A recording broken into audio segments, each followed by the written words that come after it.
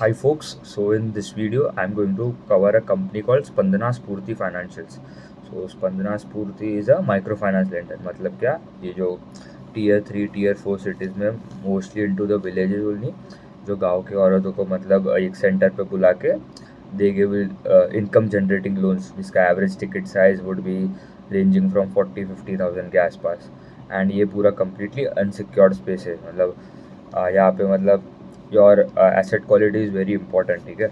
And यहाँ पे इन in recent few quarters बहुत सारे प्रॉब्लम्स हो गए. लाइक कस्टमर सबसे पहले तो ओवर लेवरेज हो गया है उनका सबका एसेट क्वालिटी. मतलब पूरे all these companies like Spandana स्फूर्ति, फ्यूजन माइक्रो फाइनेंस, अरमान फाइनेंशियल्स, ये जो माइक्रो फाइनेंस लेंडर्स है इनका अराउंड 95-90% ऑफ द बुक जो है वो माइक्रो फाइनेंस मतलब लेंडिंग से आता है. मतलब कॉन्सेंट्रेशन भी मतलब बहुत ज़्यादा है. एनबीएफसी प्लेयर है.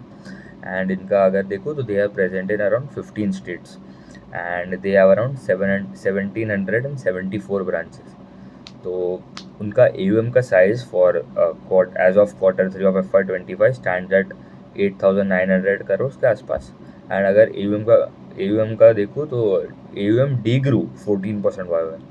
तो AUM degrowth is a very alarming sign for all this company. क्योंकि आपका मेन मतलब आपका डीग्रोथ मतलब आपका AUM मतलब समझ लो इट इज़ बेसिकली आपका जो हम जो नॉर्मल कंज्यूमर कंपनीज के लिए जो सेल्स ग्रोथ देखते हैं वही बैंकिंग एंड फाइनेंशियल सर्विसेज में हम we look at AUM growth. तो one of the most important parameter तो वही है.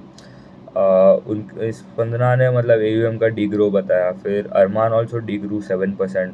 फिर फ्यूजन माइक्रो फाइनेंस करके जो प्लेयर है उनका तो बहुत प्रॉब्लम है, उनका भी डीग्रोथ आया 1%.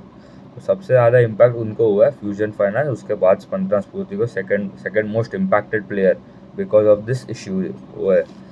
फिर इनका अगर डिसबर्समेंट्स तो देखो मतलब AUM ही डीग्रो हो गया तो डिसबर्समेंट भी 100% it will degrow only. That was 43% Y degrow disbursement degrow 43%.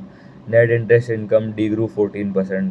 P POP जो होता है प्री प्रोविजनल ऑपरेटिंग प्रॉफिट आपका, तो दैट डीग्रू 67%. क्योंकि इनका मतलब पी पॉप तक ही मतलब इनका अगर डीग्रोथ आ रहा है तो पैड तो मतलब हट ही जाएगा पूरा.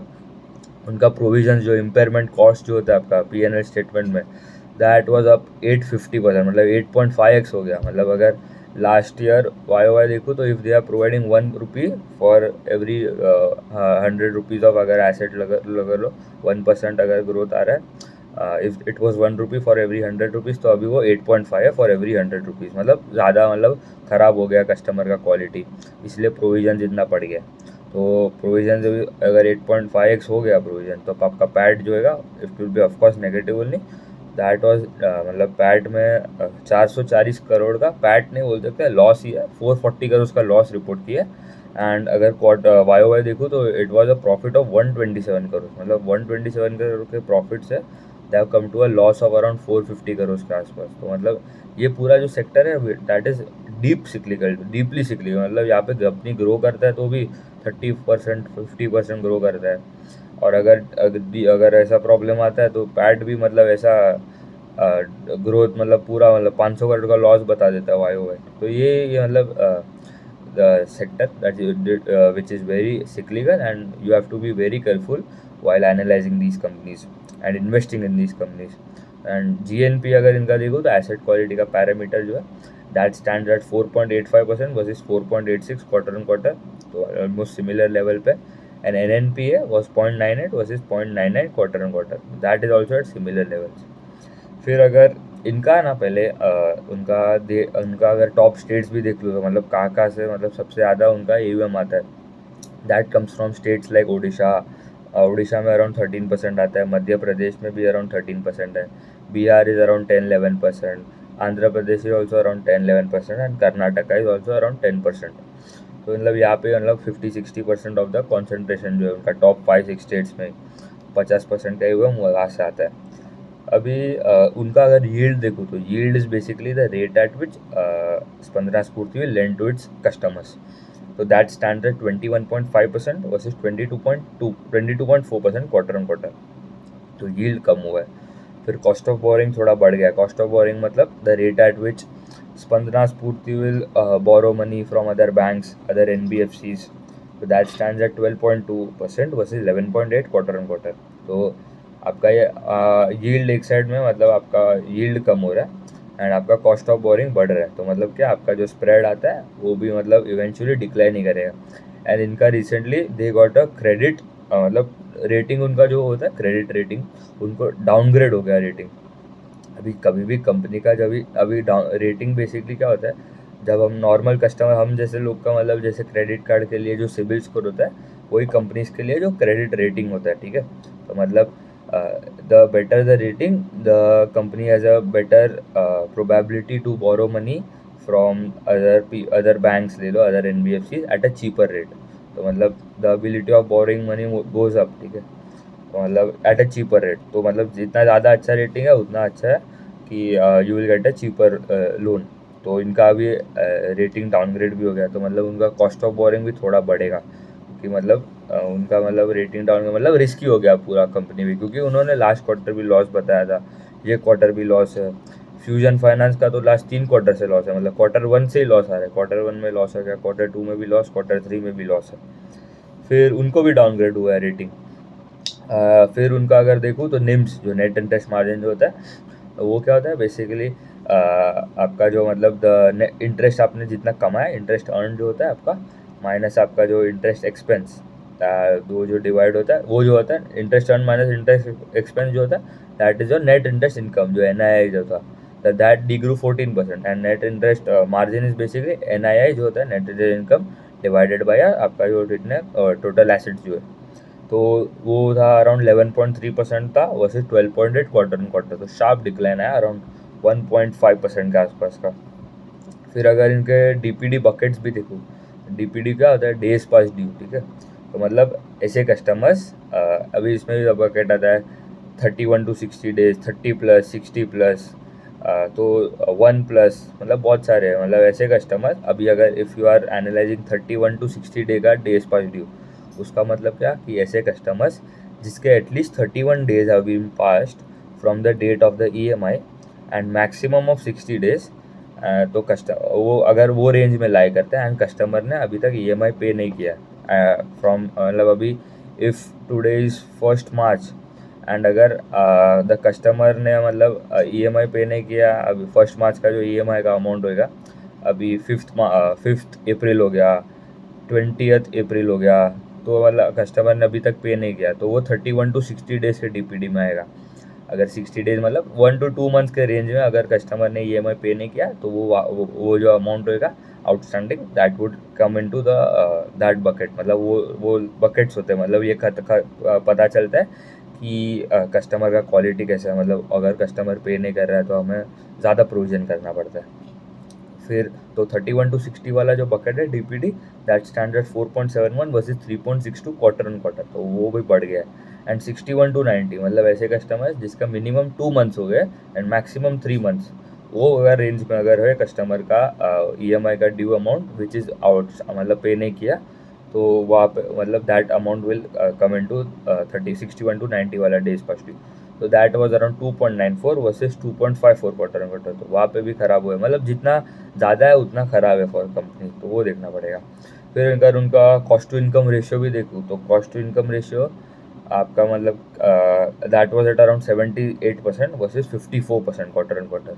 अभी कॉस्ट टू इनकम रेशियो क्या होता है, मतलब basically if you are earning around 100 rupees, आपका जो रेंट्स हो गया, कस्टमर का बोल रहा हूँ, एम्प्लॉय के जो सैलरी हो गए, फिर आपका जो ब्रांचेस का अगर एक्सपांशन करना है, तो ब्रांचेस का मतलब नया बैठाना है, तो उसका कॉस्ट जो लगेगा, तो वो आपका कॉस्ट हो गया। मतलब if it is around 70 rupees cost आता है आपका, if you for every 100 rupees, तो आपका कॉस्ट टू इनकम इज 70%। अभी अगर इनका इनका इतना ज़्यादा क्यों हो गया, क्योंकि मतलब they have setted up new team for collection as well. तो मतलब अगर इतना पहले उनका क्या था कि जो जो एम्प्लॉय उनका जो होगा, if he was the person that was disbursing the loan as well, and he was the person who was collecting the loan, मतलब जो EMI का कलेक्शन जो कर रहे थे वो ही था। तो मतलब अभी अगर इतना प्रॉब्लम हो गया सेक्टर में, कस्टमर मतलब एम्प्लॉयज़ के ऊपर प्रेशर बढ़ जाता है, तो they are not able to handle so much pressure, क्योंकि इतना अगर कंपनी में मतलब प्रॉफिट लॉस हो रहा है, एसेट क्वालिटी ख़राब हो रहा है, डेलिंक्वेंसीज बढ़ रहा है, तो they have to set up a new team. यही मतलब ऐसे problem other other all these NBFCs micro finance lender और इस फेजिंग, मतलब सबका अगर ओपेक्स देखूँ तो जो ऑपरेटिंग एक्सपेंस जो है वो बढ़ गया है। तो उन्होंने अलग टीम बिठाया, तो उसके वजह से अगर उनका कॉस्ट बढ़ गया पर इनकम भी कम हो गया एक साइड देखो तो, मतलब लॉस रिपोर्ट किया है, इसके वजह बढ़ गया है तो कॉस्ट टू इनकम। फिर मतलब आर ओ देख के तो कोई फ़ायदा नहीं, क्योंकि नेगेटिव ही आएगा।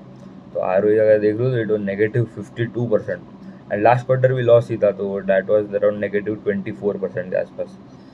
फिर उनका अगर देखें तो कॉन कॉल में कंपनी हैज टोल्ड, अभी कंपनी का क्या था पहले, they wanted all the customers to flow from monthly collection to weekly collection, मतलब हर 7 दिन में पैसा चाहिए, EMI पेमेंट जो होता है।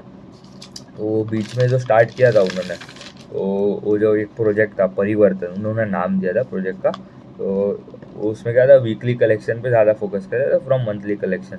तो उन्होंने अभी वो पॉज कर दिया, and they will start again in next few quarter, मतलब अभी तो इतना प्रॉब्लम हुआ है और वहाँ पे मतलब आप मंथ वीकली कलेक्शन पे जा रहे हो, है उनका वीकली कलेक्शन वाला मॉडल भी, and they are also claiming that it is better, but अभी for few quarters they have kept it on halt, ठीक है, and they will relaunch it after few quarters. अभी उन्होंने क्या बोला कि they are seeing some green shoots emerging in December of 2024, मतलब क्या, they are seeing some signs of improvement, like customers का मतलब EMI अभी थोड़ा धीरे gradually they are paying on time. तो इनका एक्स बकेट फ्लोज होता है, उसका मतलब क्या कि अगर उनका x bucket flows was around 2.2% in December versus 3.6 इन नवंबर। तो उसका मतलब क्या, उनका अगर current x bucket is basically जो जो जो लोन अभी तक टाइम पे आ रहे थे, एंड वो आगे जाके थोड़ा लेट हो रहा है वो पेमेंट में, मतलब अगर 100 कस्टमर थे, उसमें से पहले 100 लोग जो थे वो टाइम पे पेमेंट कर रहे थे, अभी उसमें से अगर दो दो दो कस्टमर लेट हो गए पेमेंट में, तो आपका एक्स बकेट फ्लो कितना हो गया, 2%। अभी वो था नवंबर में था 3.6%, मतलब 100 में से 3.6 खराब हो रहे थे लोग, मतलब समझ लो कि ओवर ड्यू वाले पेमेंट, मतलब पेमेंट टाइम पे नहीं आ रहा था। अभी वो हो रहा है 2.2 है, मतलब हो तो रहा है, प्रॉब्लम तो है, but the rate of change is decreasing, ठीक है, तो दैट इज़ गुड। तो दैट इज ऑल्सो जनवरी में भी वो लोग ने बोला that is also around stable around 2% के आसपास ही। तो ये अच्छा है कि उनका एक्स बकेट फ्लोज जो है वो इम्प्रूव हो रहा है। दूसरा है कि जो सेपरेट टीम बना है उन्होंने, तो they have added around 400 people पे, पहले उनका 600 पीपल का था, 600 पीपल का टीम था फॉर आपका कलेक्शंस के लिए, वो अभी अराउंड 1000 हो गया। एंड ऑल्सो उन्होंने they have stopped onboarding new to credit customers, ठीक है, उसका मतलब क्या, अभी अभी इतना प्रॉब्लम होगा उनके एग्जिस्टिंग बुक में, इतना प्रॉब्लम है, तो वो कहाँ से मतलब नए कस्टमर्स को लेगा, उनको भी एनालाइज करेगा। तो उन्होंने अभी वो, क्योंकि डिसबर्समेंट भी बंद कर दिया है बेसिकली, 40% का डी ग्रोथ आ रहा है डिसबर्समेंट में, AUM भी डी ग्रो कर दिया। and they have told that from quarter 1 of FY26 they are seeing some sign of normalization, and Q2 and Q2 से मतलब they are telling that we will be better compared to now, तो मतलब ये अच्छा है कि improvement तो आ रहा है। बट उन्होंने बोला कि FY26 में there will be no growth, ठीक है, मतलब ग्रोथ मतलब AUM में it would be flat, consolidation होगा AUM का in FY26। And once this normalizes मतलब मतलब अभी समझ लो अराउंड, क्योंकि ये रिकवरी में भी थोड़ा टाइम लगता है, ठीक है, मतलब ऐसा नहीं कि अभी अगर AUM की डी ग्रोथ आ रहा है तो it will take few quarters also, मतलब पहले आएगा 10% ग्रोथ आएगा, 15% ग्रोथ आएगा, तो they are expecting around 15% of AUM growth for FY26। और एक कंपनी लाइक क्रेडिट एक्सिस ग्रामीण करके, उनका भी अगर उन्होंने तो लॉस रिपोर्ट कर दिया, वो भी मतलब one of the best companies और that is their market leader है जो माइक्रो फाइनेंस सेगमेंट में, उन्होंने भी लॉस का रिपोर्ट किया था, बट उनका मैनेजमेंट का कमेंट्री सुनोगे ना in the con call, it was very very positive, ठीक है, मतलब दे आर टेलिंग दैट अभी से मतलब they will now focus on growth, मतलब also increase the guidance for FY26 as well. उन्होंने बोला है कि अराउंड 18 to 20% का हमारा AUM का ग्रोथ भी आएगा आगे जाके, मतलब FY26 में। अभी कितना अराउंड 6 से 7% है, तो ये भी अच्छा है कि गाइडेंस बढ़ा है कंपनी ने। एंड अगर उनका डिसबर्समेंट्स का भी देखो तो they are going to start it in coming 1 to 2 quarters के आसपास, उसके बाद ही डिसबर्समेंट का, क्योंकि जब भी मतलब ये साइकिल में प्रॉब्लम होता है तो the sign of improvement is that the collections मतलब फोकस तो करेगा कलेक्शन पे, ऐसा नहीं है कि कलेक्शन पे मतलब फोकस कम करेगा, तो डिसबर्समेंट में ग्रोथ आना स्टार्ट होगा। एंड जब प्रॉब्लम चालू होता है, साइकिल चेंज होता है, तो आप देखना कलेक्शंस पे ज़्यादा फोकस करने लगे एंड डिसबर्समेंट में स्लो डाउन हो जाता है। तो क्वार्टर 1 क्वार्टर 2 में डिसबर्समेंट में स्लो डाउन आ रहा था, एयूएम में ग्रोथ आ रहा था, बट डिसबर्समेंट में कम्प्लीटली मतलब कम ही कर दिया था, बहुत कम कर दिया था, एंड डी ग्रोथ भी हो रहा था।